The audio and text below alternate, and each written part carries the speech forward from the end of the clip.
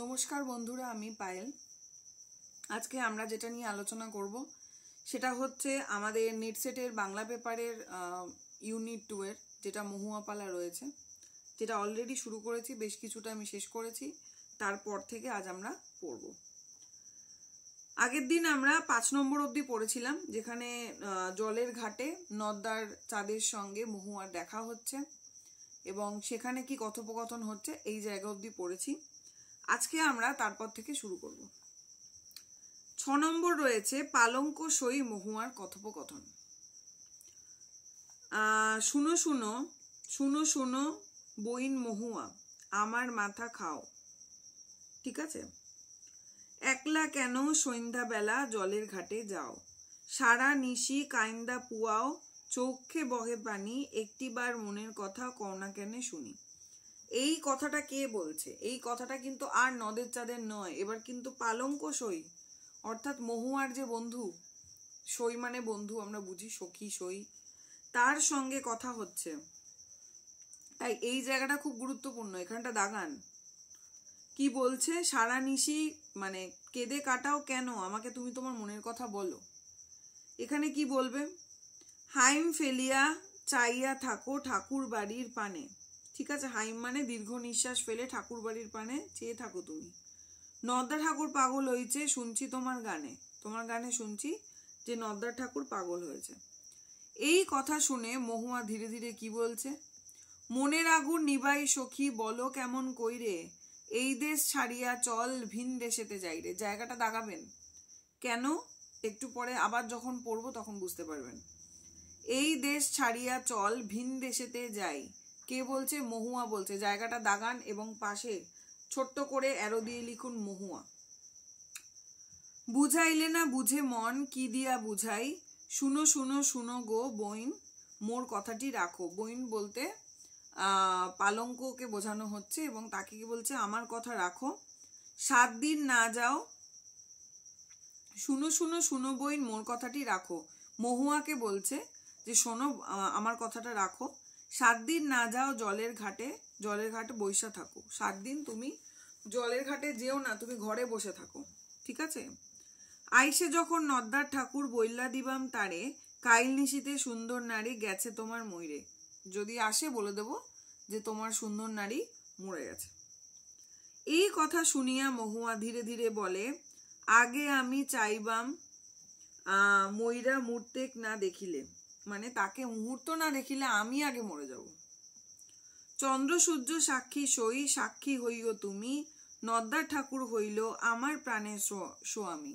এই লাইনটা দাগান চন্দ্র সূর্য থেকে স্বামী পর্যন্ত, কারণ এটা আমরা আবার পাবো। তাহলে এটা কে বলছে? মহুয়া বলছে। আবার ড্যাশ দিয়ে লিখুন মহুয়া। আশা করি এতটা বোঝা গেছে। সাথে হচ্ছে হুমরা ও মাইনকিয়ার পরামর্শ। শুনো শুনো মানিক ভাইরে বলি যে তোমায়, এই দেশ ছাইরা চলো অন্য দেশে যাই। তাহলে বোঝা গেল আমি কেন দাগাতে বলেছিলাম। দেখুন একই রকম কথা কিন্তু হচ্ছে। এর আগে 6 নম্বর অর্থাৎ পালঙ্ক সই মহুয়ার কথোপকথনে এই লাইনটা ছিল, এই দেশ ছাড়িয়া চল ভিন দেশেতে যাই। কে বলেছে? মহুয়া বলেছে। পরেই 7 নম্বরে যেটা হুমরা ও মাইনকিয়ার পরামর্শ, সেখানে দেখুন হুমরা বলছে তার ভাই মাইনকিয়াকে, এই না দেশ ছাইরা চল অন্য দেশে যাই। মানেটা কিন্তু কোথাও একই, শব্দটা কিছুটা এদিক ওদিক করে দিয়েছে।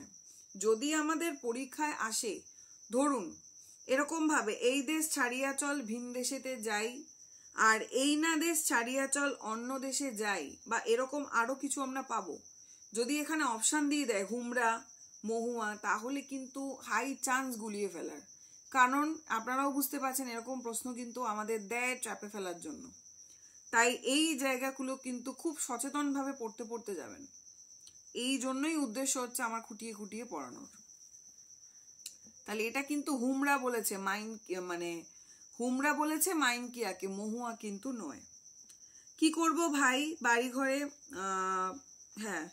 বাড়ি ঘরে খাইবাম ভিক্ষা মাগে, আমার কন্যা পাগল হয়েছে নদ্দা ঠাকুরের লাগে। মানে আমরা ভিক্ষা করে খাবো তাও ভালো, কিন্তু আমার কন্যা নদ্দা ঠাকুরের জন্য পাগল হয়ে গেছে, তাই এখান থেকে আমাদের চলে যেতে হবে। মাইনকিয়া কি বলছে, এমন কথা না কইও তুমি, ছাইরা যাইতে মন না চলে সোনার বাড়ি জমি। এরকম কথা তুমি বলো না, আমার ছেড়ে যেতে মন চাইছে না। শানে বান্দা পুষ্করিণী, গলায় গলায় জল, পাইকা আইছে শাইলের ধান সোনার ফসল।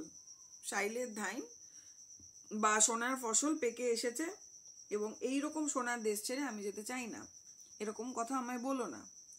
তা দিয়া কুটিয়া খাইবাম শালি ধানের চিরা, সেটা দিয়ে শালি ধানের চিরা খাবো।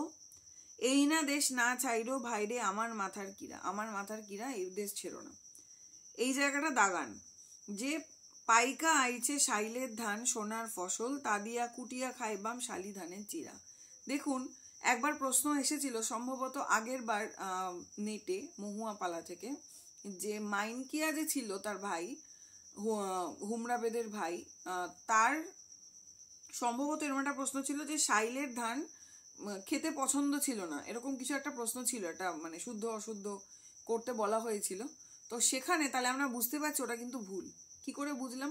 কারণ এই দুটো লাইন পড়ে, যে পাইকা আইছে শাইলের ধান সোনার ফসল, তা দিয়া কুটিয়া খাইবাম শালি ধানের চিরা। তার মানে সে তো খেতে চাইছিল, তার মানে সে পছন্দ করতো। তাহলে যখন অপশনটা আমাদের ছিল ওটা কিন্তু ভুল ছিল। তাহলে এইভাবে কিন্তু আমাদের বুঝে বুঝে পড়তে হবে। এই দেশ না চাইরো ভাইরে আমার মাথার কিরা, জায়গাটা দাগাবেন, এটা কে কাকে বলেছে। 8 নম্বর, গভীর নিশীতে নদ্দার মহুয়ার সঙ্গে নদ্দার ঠাকুরের পুনর্মিলন, আবার দেখা হচ্ছে। ফাল্গুন মাসে চৈল্লা যাইরে চৈত্র মাস আসে। এই প্রথম লাইনটা দাগান, বিশেষ করে এই লাইনটা দিয়ে বলতে পারে যে এটা কোন পার্টে রয়েছে। প্রত্যেকটা পার্টের নাম লিখে দিয়ে জিজ্ঞেস করতে পারে কোন পার্টে। এটা একটা। আরেকটা ব্যাপার একটু বলে দিই, সেটা হচ্ছে 1 নম্বরে হুমরা বেদে, 2 নম্বরে এই যে নামগুলো কিন্তু পরপর মনে রাখবেন এবং কোনটা কত নম্বরে এটা খেয়াল রাখতে হবে, ঠিক আছে? গল্পের মতো করে লিখে নিতে পারেন পাশে। ফাল্গুন মাসে চৈল্লা যাইরে চৈত্র মাস আসে। চৈত্র মাসের কথা পাচ্ছি কোথায়? এই 8 নম্বরে, অর্থাৎ গভীর নিশীতে মহুয়ার সঙ্গে নদ্দার ঠাকুরের পুনর্মিলন। সোনার কোইল কু ডাকে বৈশা গাছে গাছে, কোকিল ডাকছে। আগরাঙ্গিয়া শাইলের ধান উঠেছে পাকিয়া, মধ্যরাতে নদ্দার চাঁদ উঠিল জাগিয়া। শাইলের ধান পেকে উঠেছে, মাঝরাতে নদ্দার চাঁদ জেগে উঠল। শিরে ছিল আর বাঁশিটি তুইল্লা নিল। আর বাঁশি যে রয়েছে, যে বাঁশি বাজায় এসে, মানে কৃষ্ণের বাঁশির মতন, সেটাকে আর বাঁশি বলা হয়, সেটা তুলে নিয়েছে। ঠার দিয়া বাজাইলো বাঁশি মহুয়ার আনিতে, আসমানেতে চৈতার বউ ডাকে বনে বনে। চৈতার বউ বলতে পাপিয়া, যেটাকে আমরা বলি বউ কথা কো, ঠিক আছে? ডাকে বাঁশি শুইনা সুন্দর কন্যা ভাঙ্গা গেল ঘুম। ঠিক আমরা এখানে কিন্তু ওই রাধা কৃষ্ণের ওই বংশী খণ্ডের যে জায়গাটা, ওই সাথে মিল পাবো। অনেক সময় এখানে প্রশ্ন আপনাদের দিতেও পারে একটু অন্যভাবে, যে বংশী খণ্ডের সঙ্গে ঠিক কোন জায়গাটার মিল পাওয়া গেছে। এই জায়গাটার কিন্তু মিল পাওয়া যাচ্ছে। সুখে ঘুমায় বাইদার দল, নয়া ঘরে শুইয়া ঘরের বাইর হইল কন্যা। এখানে অভিসার আমরা পাচ্ছি, কারণ এখানে দেখা যাচ্ছে চুপি চুপি মহুয়া দেখা করতে যাচ্ছে নদ্দার চাঁদের সঙ্গে। ধীরে ধীরে চললা কন্যা নদীর ঘাটে আসি, আয়সা দেখে নদ্দার ঠাকুর বাজায় প্রেমের বাঁশি। এসে দেখছে সে প্রেমের বাঁশি বাজাচ্ছে। কোলাকুলি গলাগুলি করে 2 জন, নদ্দার ঠাকুর কহে কথা শুনো দিয়া মন। মা ছাড়বাম বাপ ছাড়বাম, ছাড়বাম ঘর বাড়ি, তোমারে লইয়া কন্যা আইবাম দেশান্তরী। মা বাবাকে ছেড়ে তোমার জন্য দেশান্তরী হয়ে যাচ্ছি। বাইদা ছেড়ি কান্দে দইরা নদ্দার ঠাকুরের গলা, আমি নারী পাগলিনী বন্ধুরে তুমি আমার মালা। তিলেক মাত্র না দেখিলে হইলে পাগলিনী, জায়গাটা দাগান। তিলেক মাত্র না দেখিলে হইল পাগলিনী, জায়গাটা দাগান এবং এরো দিয়ে পাশে লিখুন মহুয়া। কারণ এরকম একটা লাইন আমরা আবার পাবো যেখানে দেখা যাবে, আচ্ছা জায়গাটা আসুক তখন আমি বলে দিচ্ছি। পিঞ্জরার বাইন্ধা রাখছে পাগলা পঙ্খিনী, ফুল যদি হইতারে বন্ধু ফুল হইতে তুমি, কেশেতে ছাপাই রাখতাম বাইরিয়া বানতাম বেনি। তুমি যদি ফুল হতে আমি চুলে বেঁধে রাখতাম। আচ্ছা, আমি মরি জলে ডুববা বন্ধু আমার মাথা খাও, ছাড়ান দিয়া আমার আশা, মানে তুমি আমার আশা ছেড়ে দাও, ঠিক আছে? 2 জনে এতে কথা হুমরা তাহা দেখে, তাদের কথা বলতে হুমরা দেখে। চইল্লা গিয়া কতক দূরে পাছে পাছে থাকে, চুপি চুপি দেখতে থাকে দূরে গিয়ে। রাত্রি ভোরে নদ্দার ঠাকুর নিজের বাড়ি ফেরে, সকালবেলা চলে কন্যা লইয়া ঘাগুড়ি অর্থাৎ কলসি নিয়ে যায়।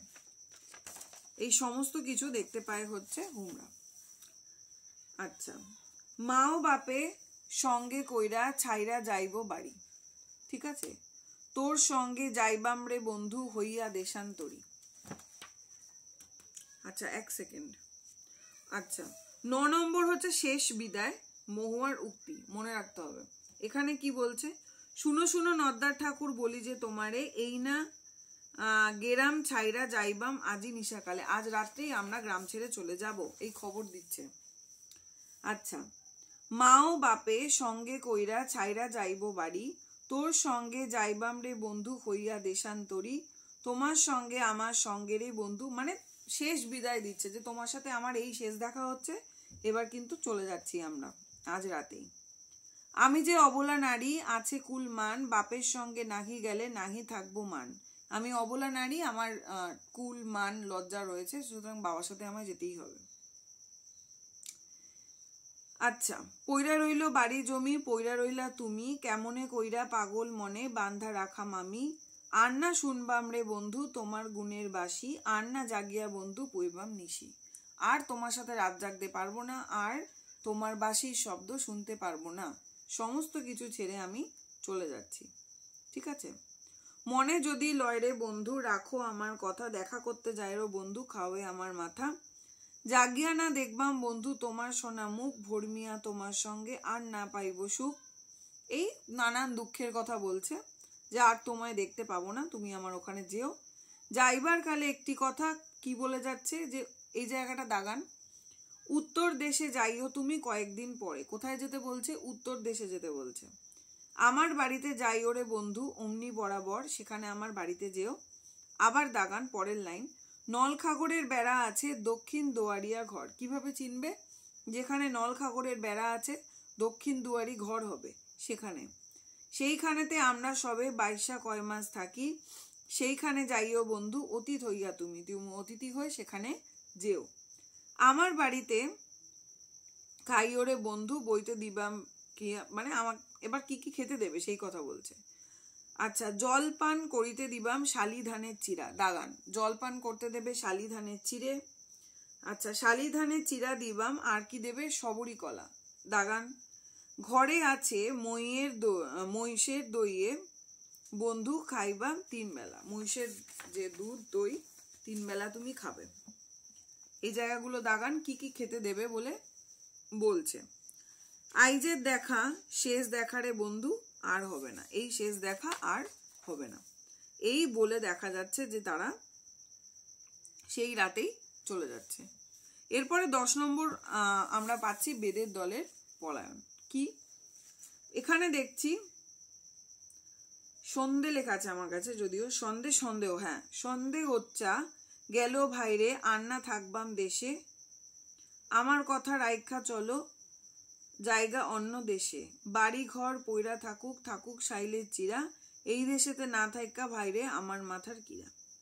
এখানে বলছে সন্দেহ যা ছিল সেটা সব ঘুচে গেল, আর এই দেশে আমরা থাকবো না, এবং যা বাড়ি ঘর আছে যা আছে থাকুক, আমরা চলো চলে যাই। তার মানে কে কাকে বলতে পারে? যেহেতু হুমরা দেখেছিল যে মহুয়ার সঙ্গে নদের চাঁদকে গল্প করতে কথা বলতে দূর থেকে, সুতরাং তার যে মনে সন্দেহ ছিল যে এদের মধ্যে সম্পর্ক রয়েছে, এবং এই জন্য এর আগেও আমরা দেখেছিলাম সে তার ভাইকে বলেছিল এখান থেকে চলে যাবে, এখন সেটা দেখতে পাচ্ছে সন্দেহ ঘুচে গেছে, সত্যিই ঘটনাটা, তাই আর তারা থাকবে না। আশা করি গল্পটার মতো করে পড়লে আপনারা বুঝতে পারবেন। বাস লইল দড়ি লইল সকল লইয়া সাথে, পাইল বাইদার দল আন্দারিয়া, মানে পালিয়ে গেল আর কি সেই রাতে। পইরা রইল ঘর দরজা বাড়ি জমিন পড়া, এই কথা শুনে সবে লাগে চমক তারা, মানে এই কথা শুনে চমকে গেল, চলে গেছে সবাই। এবং কি বলছে দেখুন, যখন নাকি নদ্দা ঠাকুর একথা শুনলো, খাইতে বয়া মুখের গড়াস ভূমিতে ফেলিল, মায়ে ডাকে বাপে ডাকে নাহি শুনে কথা, নদ্দার ঠাকুর পুরো পাগল হয়ে যাচ্ছে এ কথা শুনে। 11 নম্বর হচ্ছে মায়ের নিকট হইতে নদ্দার চাঁদের বিদায় গ্রহণ। এবার সেও যাবে হচ্ছে মহুয়ার খোঁজে। ভাঙা ঘর পইরা রইছে চাইলে নাইরে ছানি, পিঞ্জিরা করিয়া, মানে কি বলে, পিঞ্জিরার পাখি পালিয়ে গেছে।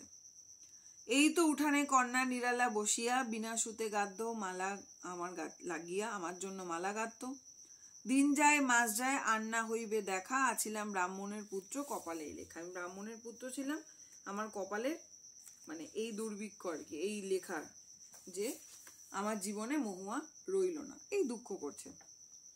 সাক্ষী হও চন্দ্র সূর্য, সাক্ষী হও রে তারা, বিদায় দেও না জননী, বিদায় দেও আমারে। এই জায়গাটা দাগাবেন। সাক্ষী হও চন্দ্র সূর্য, সাক্ষী হও রে তারা, এবং কে বলেছে? নদের চাঁদ বলেছে। জায়গাটা দাগাবেন এবং মায়ের কাছে বিদায় নিচ্ছে। তীর্থ করিতে আমি যাইবাম দেশান্তরে, তীর্থ করতে দেশান্তরে যাচ্ছি। ভাতরাইন্দ মা জননী না না ফালাইও ফেনা, আমি পুত্র বিদেশে যাইতে না করিও মানা, বিদায় দেও মা, মানে তীর্থ করতে যাচ্ছি বিদেশে এবং আমাকে তুমি বিদায় দাও, ব্যাস। তারপরে কি মা কি বলছে? পুতো তুমি আমার আখির তারা, তিলেক দণ্ড না দেখিলে হই যে পাগল পাড়া। এই জায়গাটা দাগান। কেন বলছি? এর আগেও আমরা কিন্তু এই তিলেক দণ্ড না দেখিলে কথাটা পেয়েছি। সেখানে কে বলছিল? সেখানে বলছিল কিন্তু মহুয়া বলছিল পালঙ্ককে, যে একটুমাত্র না দেখতে পারলে তার মৃত্যু হয়ে যাবে। এখানে কিন্তু আমরা দেখতে পাচ্ছি কে বলছে?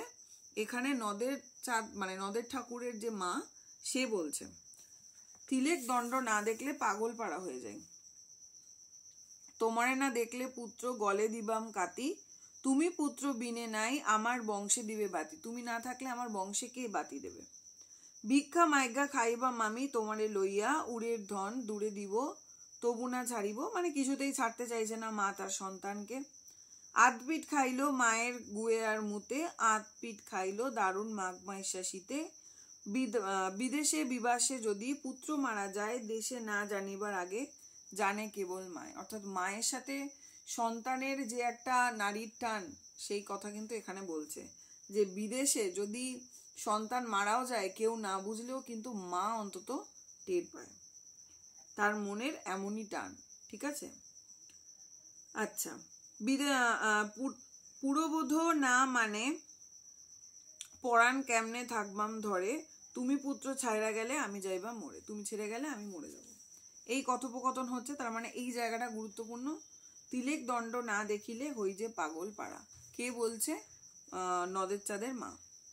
12 নম্বর হচ্ছে নদের চাঁদ, এরপর নিরুদ্দেশ হচ্ছে, অর্থাৎ চলে যাচ্ছে। রাত্রি নিশাকালে পুত্র কিনা কাম করিল, উড়িদেশে মায়ের কাছে প্রণাম করলো, মায়ের উদ্দেশ্যে। আবার এই জায়গাটা দাগান। সাক্ষী হইও চান্দ সূর্য সুরজ, সাক্ষী হইও তুমি। কারণ এই লাইন আমরা আগেও পেয়েছি, আবার পাচ্ছি কিন্তু। জায়গাটা দাগান এবং পাশে লিখে রাখুন নদের চাঁদ বলছে, ঘর দুয়ার ছাড়িয়া আজি বৈদেশী হইলাম আমি। ঘর দুয়ার ছেড়ে আমি বিদেশি হয়ে গেলাম। মা রইল, বাপ রইল, রইল সুদর ভাই, সকল থাকিতে আমার কেউ নাই, সকলে থাকতেও আমার কেউ নেই। চান্দ সুরজ মানে প্রণাম করি, প্রণাম সবাইকে করছে আর কি, মা বাপকে প্রণাম করে সে এখন বিদেশে যাচ্ছে।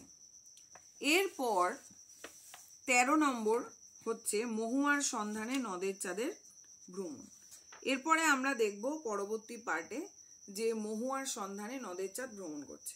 এইবার একটু বলে দিই, মোটামুটি এটার 24টা পার্ট রয়েছে এবং পরপর আমাদেরকে পড়তে হবে। আজকে আমি এতটুকুই পড়লাম 12 নম্বর অবধি।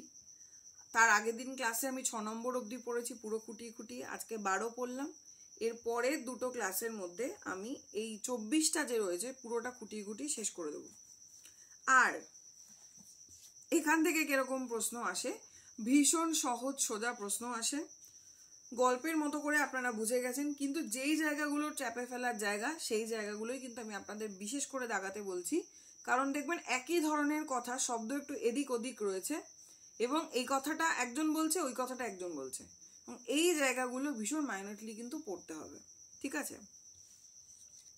তাহলে এটা হচ্ছে আরেকটা যেটা আপনারা করবেন, আমি বলে নিই, সেটা হচ্ছে যেমন ধরুন একদম প্রথমটায় চলে যাই, যেটা হচ্ছে বন্দনা অংশ। তো লিখে দিলেন যে কোন কোন বন্দনা কিভাবে হবে, আমি আগের দিন বলেছিলাম। হুমরা বেদে, হুমরা বেদেতে ঘটনাটা কি ঘটেছিল পাশে লিখলেন। তারপরে 2 নম্বর হচ্ছে হুমরা বেদের পরে লিখবেন গাঢ় পাহাড় বন প্রদেশ, সমান সমান দিয়ে লিখবেন 2 লাইনে, জাস্ট জিসটুকু লিখবেন। পুরোটা পড়ে যেটুকু বুঝলেন 2-4 লাইনে লিখে নেবেন। এর নিচে লিখবেন নদের চাঁদের সভা। নদের চাঁদের সভায় কি হলো, খেলা প্রদর্শন ইত্যাদি ইত্যাদি, এই জায়গাটা লিখবেন। ঠিক আছে, এইভাবে না প্রত্যেকটা মানে 1, 2, 3, 4 বন্দনা গীতি এবং 1 থেকে 24 পরপর নামগুলোকে লিখবেন। 1, 2, 3, 4 এদিকে লিখবেন, তার পাশে পরপর নামগুলো লিখলেন। যেমন হুমড়া বেদে, তারপরের ঘটনাটা কি এটা লিখলেন, এবং ওই হুমড়া বেদে পার্টের মধ্যে কি ঘটনা ঘটেছে সেটা অন্তত 1 কি 2 লাইনে ছোট্ট করে জিস্ট করে, মানে যেখানে খেলা দেখাচ্ছে সেখানে লিখবেন যে এখানে খেলা দেখানো হচ্ছে, বা যেখানে লিখবেন যে নদের চাঁদ মানে বাড়ি থেকে চলে যাচ্ছে, সেখানে হচ্ছে নদের চাঁদ তার মার কাছে প্রণাম করে বাড়িঘর ছেড়ে চলে যাচ্ছে মহুয়ার উদ্দেশ্যে ইত্যাদি ইত্যাদি। এই যে ছোট্ট যে বিষয়গুলো যেটা আমরা প্রত্যেকটা পার্ট পড়ে একটু একটু করে বুঝতে পারছি, এগুলো একটু লিখতে লিখতে যাবেন। কেন বলছি আমি, এটা সুবিধা এটাই হবে, যখন আপনারা পড়বেন না তখন ওই জায়গাগুলো যদি দেখে যান, ঘটনাটা দেখে যান, তাহলে আমাদের যে ঘুরিয়ে ফিরিয়ে প্রশ্ন আসে যে সাজিয়ে লেখো, মানে এইরকম ধরনের যে প্রশ্নগুলো আসে সেগুলো অ্যাটেন্ড করা ইজি হয়। কারণ আমরা ঘটনা জানি যে এটা হয়েছে, তারপর এটা হয়েছে, তারপর এটা হয়েছে। এবং ঘটনার যে শিরোনামগুলো, মানে 1 নম্বরে যেটা হচ্ছে 5 নম্বরে যেটা হচ্ছে নদ্দার ঠাকুরের সঙ্গে মহুয়ার জলের ঘাটে দেখা, এটা 5 নম্বর। 6 নম্বর আরেকটা রয়েছে। এইভাবে তাহলে আমরা বুঝতে পারবো আগে জলের ঘাটে দেখা হয়েছিল 5 নম্বর, তারপরে 6 নম্বরে হচ্ছে পালঙ্কসই মহুয়ার সঙ্গে কথোপকথন হয়েছিল, তারপর 7 নম্বর হচ্ছে হুমরা এবং মাইন্ড কেয়ার পরামর্শ। একদিকে আমরা ঘটনা ছোট ছোট করে লিখতে যাব, আর একটা হচ্ছে ঘটনার শিরোনামগুলো লিখতে লিখতে যাব। তাহলে কিন্তু আমরা কখনোই গল্পের আকারে মনে থাকবে এবং আমরা ভুলবো না যে আগে পিছে প্রশ্ন এলেও কিন্তু আইডিয়া করে আমরা উত্তর দিয়ে আসতে পারবো, অ্যাটলিস্ট এলিমিনেট করে আসতে পারবো যে কোনটা ভুল। বোঝা গেল? তাহলে এই জিনিসটা কিন্তু আপনাদেরকে নিজেদেরকে করতে হবে। এই 12 নম্বর পর্যায় অবধি আমি আজকে পড়ালাম, নেক্সট দিন আমি বাকিটা করব, তারপর দিন বাকিটা করে এই মহুয়া পালা যেটুকু রয়েছে পুরোটা শেষ করে দেবো। আজ এই পর্যন্তই, ধন্যবাদ।